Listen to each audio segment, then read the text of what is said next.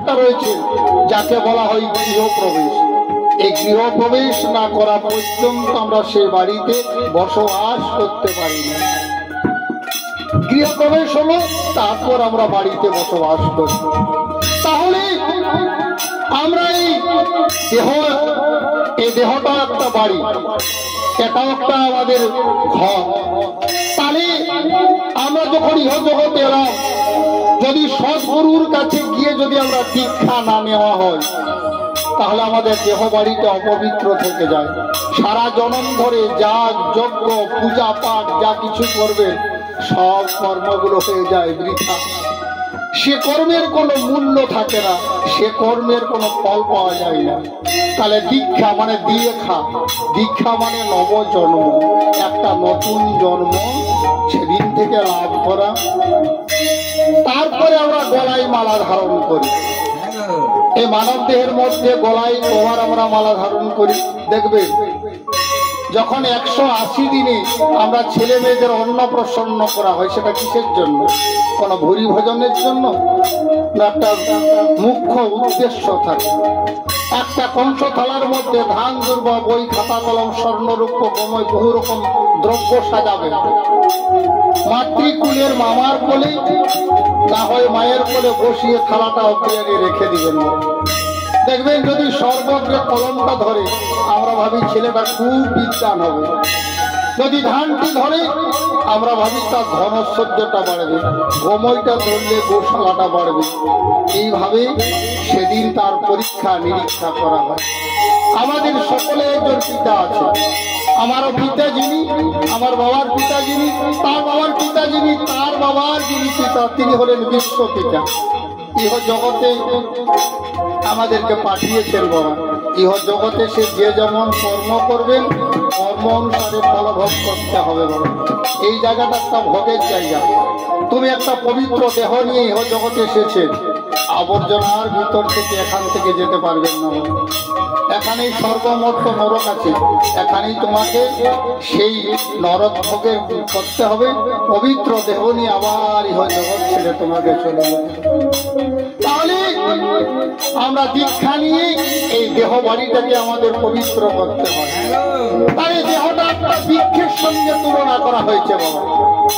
একটা বৃক্ষের যেমন মূল থাকে, আমাদের দেহ বৃক্ষটার মূল আছে বাবা 3টা।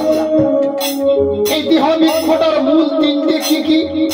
একটা হচ্ছে শতমূল, একটা হচ্ছে রজমূল, একটা হচ্ছে তমমূল। শতমূলটা যদি তুমি মনটাকে ওই শতমূলের মধ্যে রাখো, তাহলে তোমার সাত্বিক ভাবের উদয় হবে। যখন তোমার রজ মূলের ভিতরে মনটাকে রাখবে, তখন তোমার মনটা কিন্তু রাজসিকতা তোমার আসবে, রাজসিকতা হবে। যখন তমগুণের মধ্যে থাকবে, এই তমগুণটা হচ্ছে সবচাইতে খারাপ গুণ। যখন তোমার মনের ভিতরে তমগুণ উৎপন্ন হবে, তখন তুমি আর ভালো দিকটাকে বেছে নিতে পারবে না, ওই খারাপ দিকে ধাবিত হবে না। তাহলে এই দেহ বৃক্ষটার একটা আম গাছে দেখবেন অনেক ফল থাকে বাবা। তো দেহ বৃক্ষটার কটা ফল আছে বাবা? এই দেহ বৃক্ষটার মধ্যে 2টো ফল আছে। একটা হচ্ছে সুখ ফল আর একটা হচ্ছে দুঃখ ফল। কারণ এই দেহ বৃক্ষের মধ্যে 2টা ফল রয়েছে, সুখ ফল এবং দুঃখ ফল। তাহলে আমরা সেই মাতৃ গর্ভে আমরা কেমন ভাবে ছিলাম, তাই অবাধ হ্যাট মুন্ড ঊর্ধ্ব পদ আমরা এদেশ থেকে আজ এসেছি গো।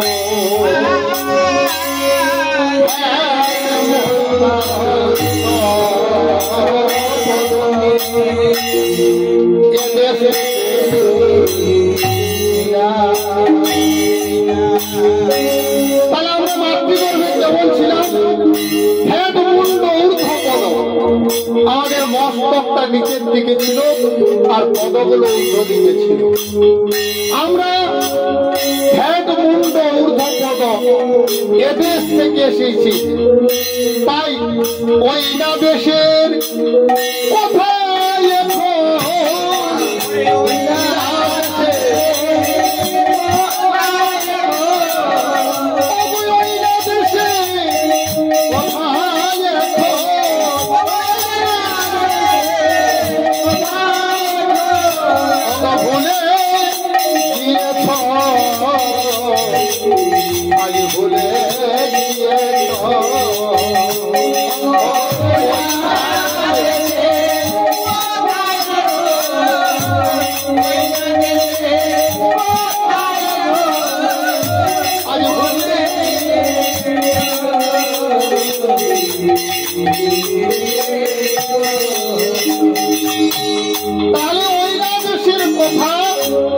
আমরা এখন ভুলে গেছি। তাহলে আমরা এই মায়াময়ের সংসারে এই বিষয় বাসনায় লিপ্ত হয়ে আমরা কিন্তু সে মাতৃগর্ভের অন্ধকারের কথা ইহ জগতে সে সব হারিয়ে। ইহ জগতে আমরা কি বলি? সব আমার। ইহ জগতে যত কিছু আছে সব আমার। স্ত্রী আমার, পুত্র আমার, জমি আমার, গাড়ি আমার, টাকা আমার, যত কিছু। কিন্তু আমার বলতে যে আমার নিজের দেহটাও নেই বাবা। এটাও তো একজনের দেওয়া জিনিস। তিনি যে কোনো সময় দিয়েছেন, যে কোনো সময় নিয়ে যাবেন। তাহলে আমরা এই সংসারের মধ্যে তত্ত্বাবধান করা, তত্ত্বাবধায়ক মানে দেখাশোনা করা। অতএব আমার বলতে ইহ জগতে কিছু নেই বাবা। তাহলে আমরা এসেছি, আবার ইহ জগৎ ছেড়ে চলে যেতে হবে। তাহলে আজকে আমরা যেখানে সবাই সমবেত হয়েছে তার মুখ্য উদ্দেশ্যটা হচ্ছে কি না? মুখ্য উদ্দেশ্যটা হচ্ছে আজকে এই যে ধর্ম পূজা। তাহলে ধর্ম পূজা কাকে বলে বাবা? ধর্ম পূজাটা হচ্ছে আমার নবাগত শিশু বালক বালিকার ইষ্ট কামনার্থে যে দেব বা দেবীর পূজা করা হয় তাকে বলা হয় ধর্ম পূজা বাবা। তাহলে তার মুখ্য উদ্দেশ্য হচ্ছে আজকে এই ধর্ম পূজা। কারণ আদি দেবতা হচ্ছে আমাদের ধর্ম দেবতা। মানুষ যখন বিপদে পড়ে আমরা সেই সময় ভগবানকে স্মরণ করি, আর আমাদের বিপদ যখন পেরিয়ে যায় না আমরা তখন আর ভগবানকে ডাকতে ভুলে যাই। আমরা তখন বিষয় চিন্তা করি। মানুষ বিষয় চিন্তা করতে করতে মানুষ বিষাক্ত হয়ে যায় বাবা। মানুষ দেখবে একটা গাড়ি আছে, দুটা গাড়ি কি করে হয় তার চিন্তা করছে। 1 বিঘা জমি আছে, 5 বিঘা জমি কি করে হয় এই চিন্তা আমরা দিবারাত করছি। তাই বিষয় চিন্তা করতে করতে মানুষ বিষাক্ত হয়ে যাচ্ছে। তাহলে আজকে এই ধর্ম পূজা উপলক্ষে হচ্ছে, তাই আজকে রামায়ণ গান হবে। তাহলে এই রামায়ণ গান আজ আমরা আরম্ভ করব। তাই একদিন কৈলাসে হর পার্বতী যুগল একাশনে বসে তার আমার কথোপকথন শুরু করলেন। পার্বতী বলেন, হে প্রভু, এই কলির জীবের মানুষ তো লক্ষ লক্ষ পাপ করবে, লক্ষ লক্ষ অন্যায় করবে।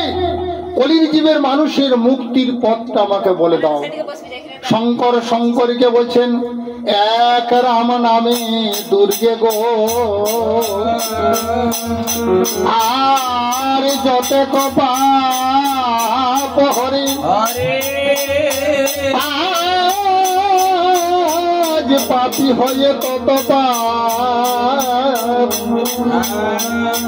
আজ করিতে না পারে।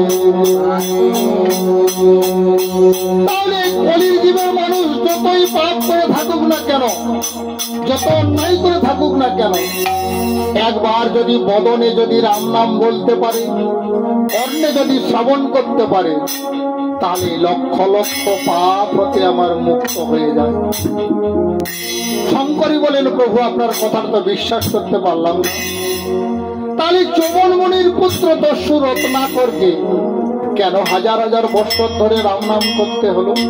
তিনি তো একবার রাম নাম করলেই লক্ষ লক্ষ পাপ হতে আমার মুক্ত হয়ে যেতে। বলে, ঠিক বলেছ। তো তুমি কি এটা জানতেন না? তিনি ছিলেন দস্যু, ডাকাত, বদমাশ, লম্পট। তার ভাব ছিল না, তার লক্ষ্য ছিল না, তার স্বরূপ ছিল না। তাছাড়া তিনি তো সর্বপ্রথম মুখে রাম নাম উচ্চারণ করতে পারে না। তিনি উচ্চারণ করেছিলেন মরা। ওই মরা মরা উচ্চারণ করতে করতে তার যখন মুখে রাম নাম আবার বের হলো, আস্তে আস্তে সকল পাপ যখন দূরে সরে গেলেন, সেই দস্যু রত্নাকর আমার বাল্মীকি মুনি হলেন। রাম না জনিবার 60 সহস্র বৎসর অগ্রে তিনি আমার রামায়ণটা লিখেছিলেন। বা উত্তম প্রশ্ন করেছ। এই বেল্লবেইকে আপরাশন করে দিলাম শুদ্ধ চিত্রে একাগ্র মনপ্রাণে তুমি আমাকে রাম গুণগান শ্রবণ করাও।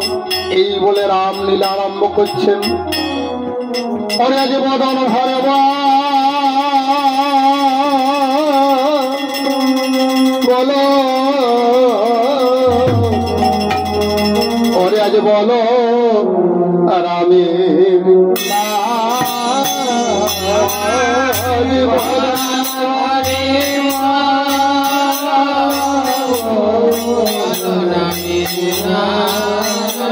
পরে তরে আজ বদন হরে বল পরে বল রামে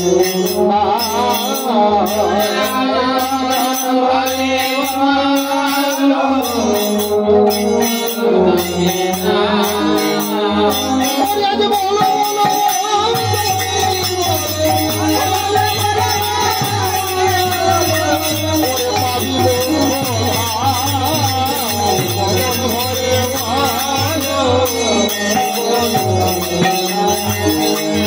আজ পার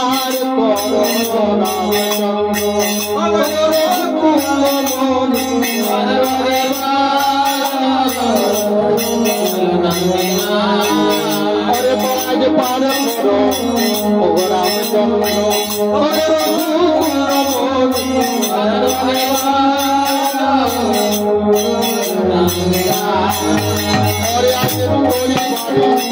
আজ আজ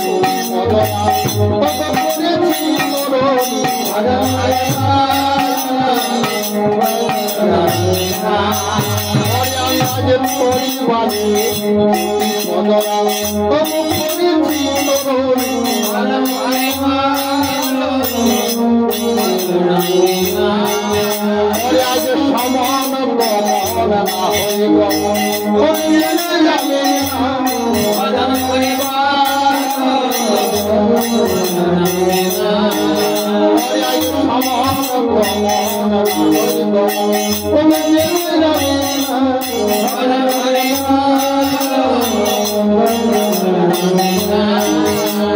তোরা চেয়ে দেখে বলি আজ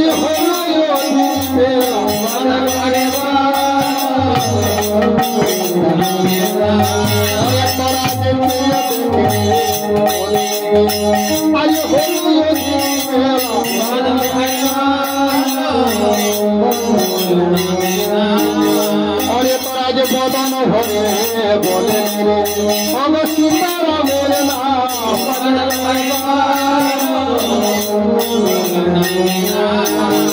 অরে আজ এত মনে আমার বেদ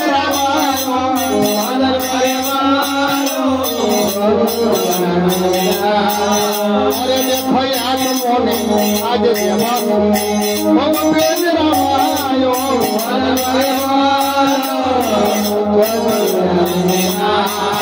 अरे देखो काले पार होई ना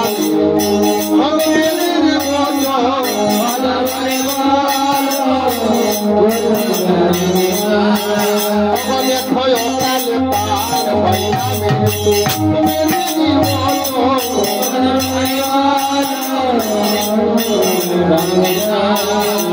देखो चार ना हो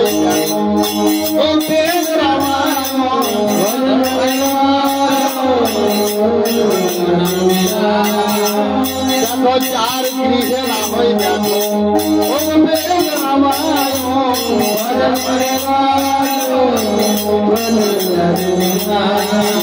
আমার সেই গৃহ আমার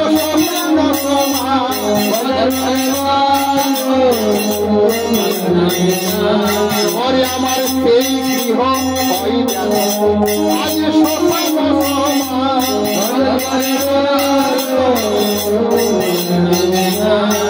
ওরে আমার রাম নামে আজ ভরি যাবে অনন্ত যাবে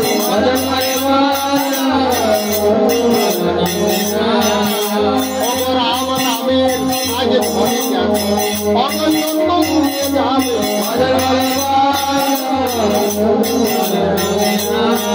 ওরে আজ রোগ শোক মনে আমি সবাই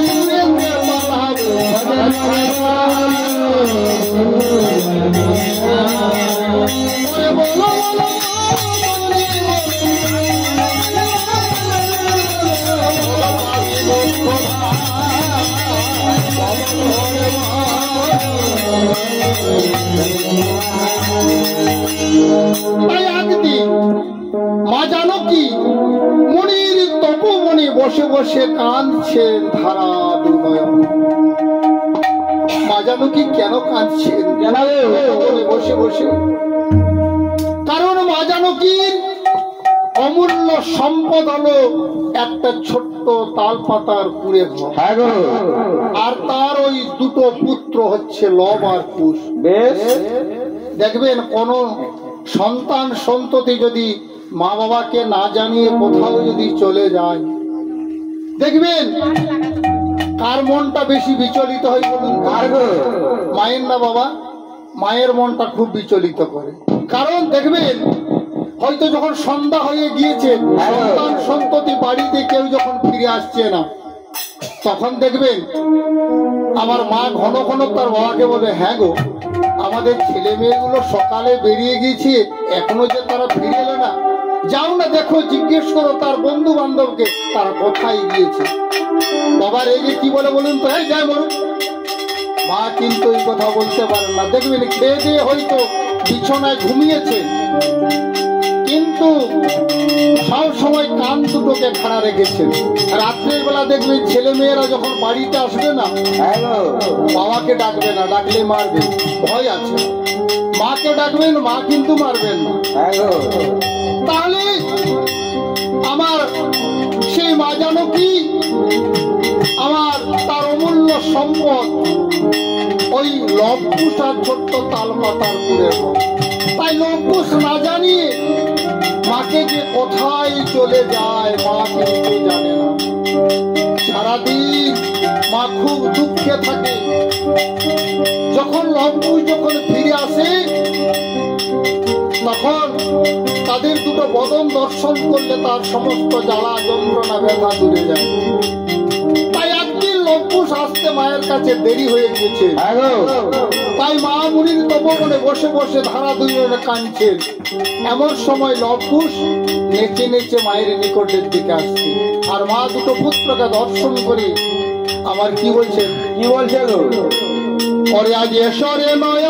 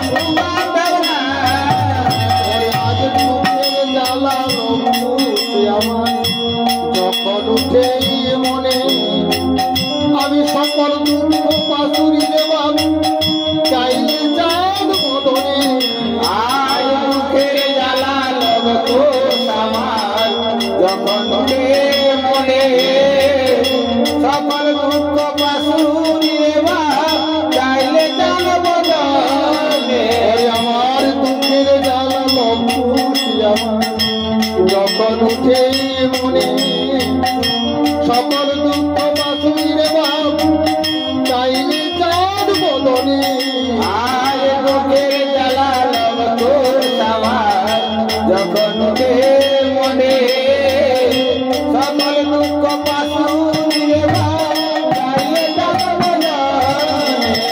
মা জানো কি আমার লবকুশকে বলছেন, ওরে বাবা দুঃখের জ্বালা লবকুশ আমার যখন উঠে মনে, আমি সকল দুঃখ পাশুরি রে বাপ তাদের দুটো চাইলে চার। তাহলে আমাকে না জানিয়ে তোরা প্রত্যেক দিন কোথায় পালিয়ে যাস? কোথায় পালিয়ে যাও? আই সত্য করে আমার কাছে বলতে হবে, বল তোরা আমাকে না জানিয়ে প্রত্যেক দিন কোথায় পালিয়ে যাস? লবকুশ চুপ করে মায়ের কাছে দাঁড়িয়েছে। বলছেন কি রে, কথা বলবি না, তোরা চুপ করে থাকবি, বল কোথায় যাস? আমার কুশ বলছে, দাদা মায়ের কাছে মিথ্যে কথা বলা তো অপরাধ।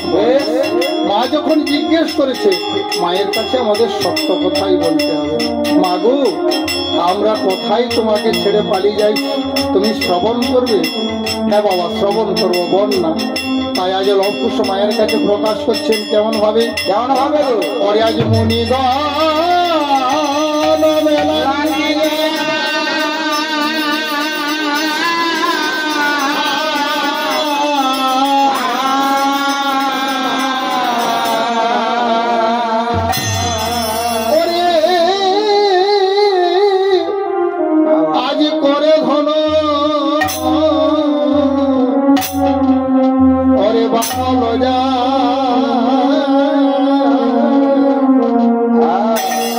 আমার মায়ের কাছে ওহে ওহে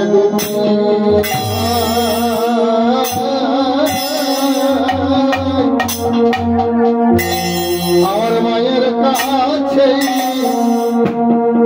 ওহে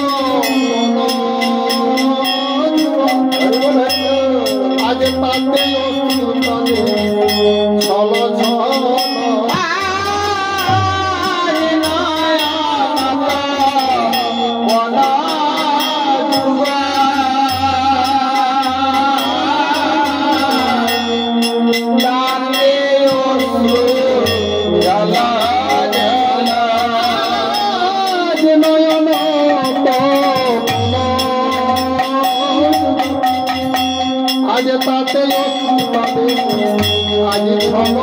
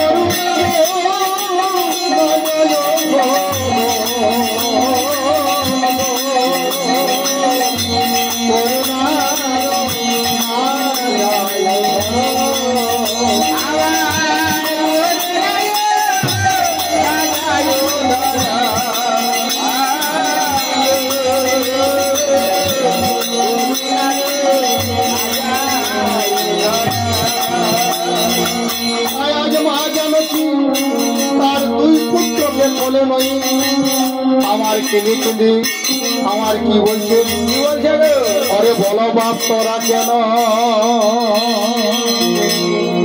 আজকে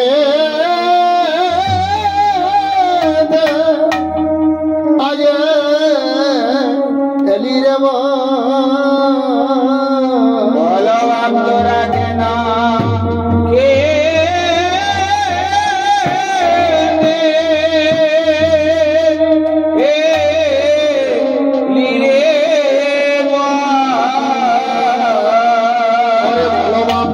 কেন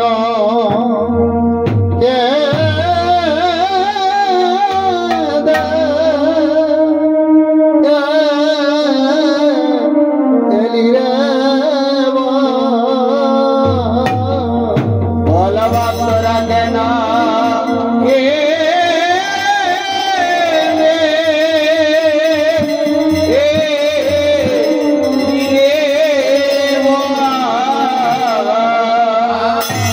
কেন কেঁদে এলি রে মা ও কে বলেছে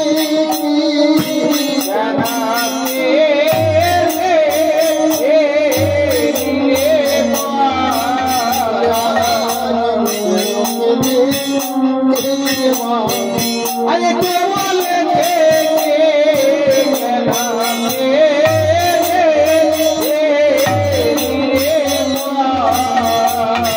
ওরে বিধাতা করেছে বাবা কাঙ্গালে রোজি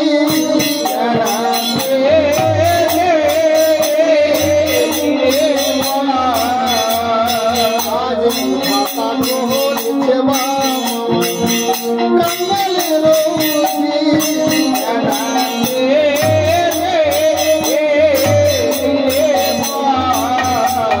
আমি স্বয়ং করতাম রত্ন পালন সেবা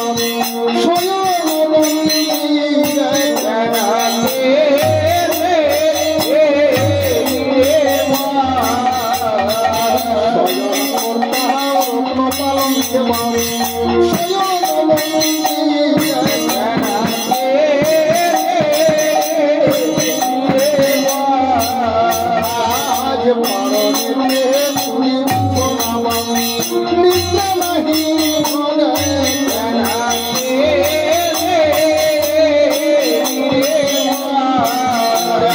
আজ পারণে তুমি শোনাবা নিদ্রা নাহি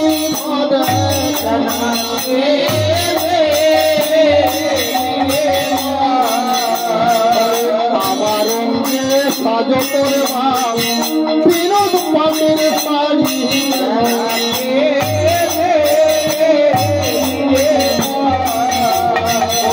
আমার সাজ করে ভাব বিনোদ পাটের শাড়ি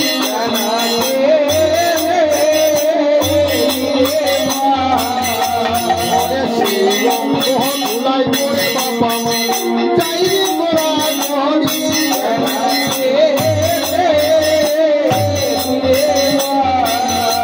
আজ সেই অঙ্গ ধুলাই করে বাবা চাই গোড়া ঘড়ি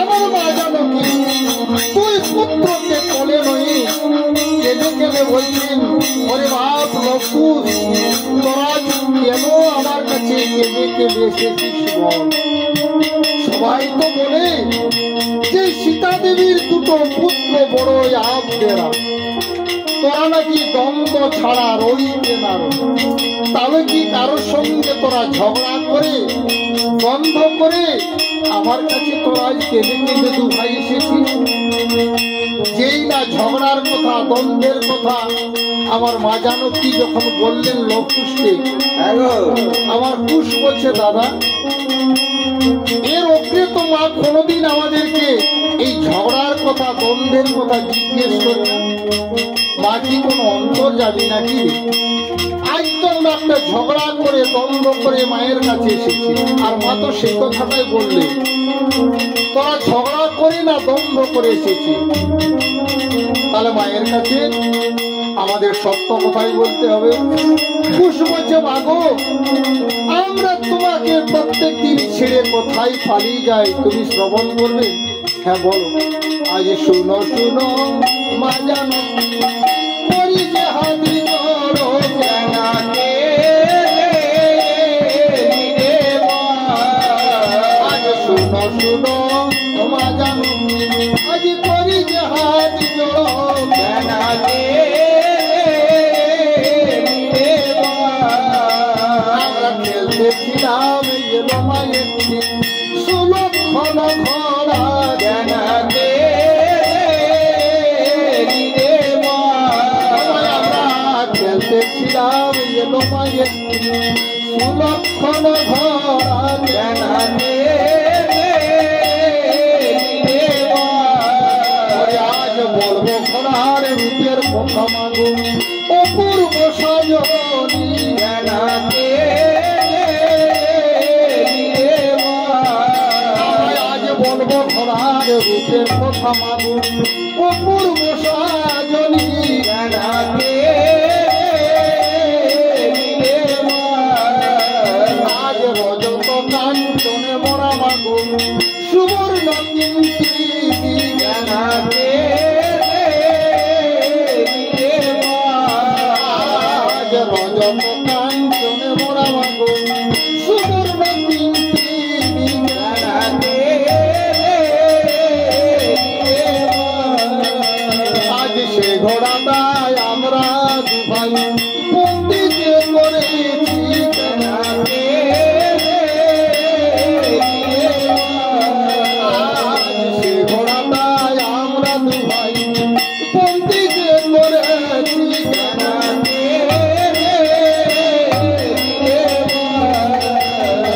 তাই মাগো আমরা না শুধু ঘোড়া নই মাগো, ওই ঘোড়ার সঙ্গে তিনটা বুড়া ছিল। ওই তিনটা বুড়ার সঙ্গে আমাদের লড়াই হলো। ওই তিনটা বুড়াকে পরাজিত করে আমরা তিনটা বুড়াকে বেঁধেছি। তারপরে সঙ্গে একটা বীর হনুমান ছিল, তার সঙ্গে লড়াই হলো। সেই বীর হনুমানকেও পরাজিত করে আমরা হনুমানকেও বেঁধে দিয়েছি।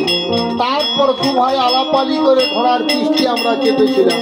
ঘোড়াটা যখন নিস্তেজ হলো, ঘোড়াটাকে নয়ে গিয়ে আমরা বৃক্ষ তোলে বন্ধন করলাম। তারপরে দেখলাম ঘোড়ার কপালে একটা পোস্টারে লেখা আছে। সেই পোস্টারে বড় বড় অক্ষরে লেখা রয়েছে, এমন যদি কেউ পৃথিবীতে যোদ্ধাপতি থাকে, যদি আমার এই ঘোড়াকেও আটকে রাখে, আমি তার সবংশকে নিধন করে আমার ঘোড়া উদ্ধার করে নিয়ে আসবো। আমাদের তো আর বংশ নেই মাগো, আমাদের তো আত্মীয় স্বজন বন্ধু বান্ধব কেউ নেই। তাই রাম রাজা মনে করে এতে গোড়াই জানাতে করে রাম রাজা মনে করে মাগো এতে গোড়াই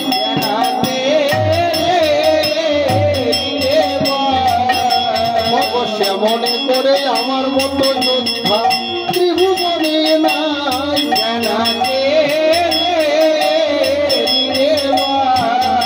অবশ্য মনে করে আমার মতো যোদ্ধা ত্রিভুবনে নাই।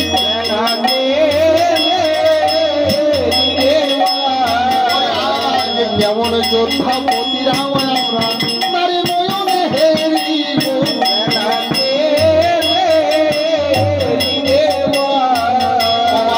কেমন যোদ্ধা পতিরাম তারে আমরা নয়নে হেরিব।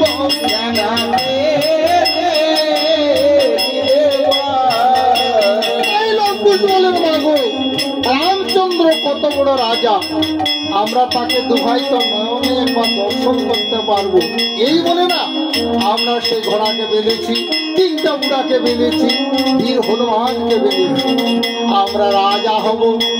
মা বলছেন ভালো নয়, ভালো নয়, ওরে ভালো নয়, ভালো নয়, সবাই উচ্চ আশা দেখো, ভালো নয়, ভালো নয়, সবাই উচ্চ আশা দেখো, ভালো নয়, ভালো নয়, গরিবেরই রাজা হওয়া ভালো নয়, ভালো নয়। আরে